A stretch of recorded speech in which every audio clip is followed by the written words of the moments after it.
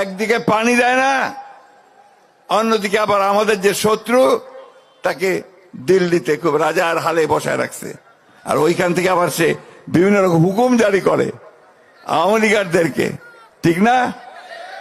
আওয়ামী লীগ আছে নাকি? আরো পালাইছেন, আমার সাথে সাথে সব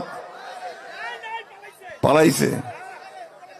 তো বন্ধুগণ, আজকের এই সংগ্রাম আমাদের বাঁচা মারার সংগ্রাম, এই এলাকার মানুষের। এই সংগ্রামকে আমরা কখনো বন্ধ হতে দেব না। আজকে আমরা এই সরকারকে পরিষ্কার করে বলতে চাই, অন্তর্বর্তীকালীন সরকার, কথায় তো বলেন যে আপনারা নিরপেক্ষ, তো নিরপেক্ষ কিন্তু এই জায়গায় থাকলে চলবে না। এই জায়গায় আপনাকে মুখ খুলতে হবে, ভারতকে বলতে হবে যে আমার পানি ন্যায্য হিস্সা আমি চাই। আর আপনি যেহেতু অন্তর্বর্তীকালীন সরকার, খুব তাড়াতাড়ি নির্বাচনটা দিয়ে জনগণের সরকারের হাতে ক্ষমতা দেন।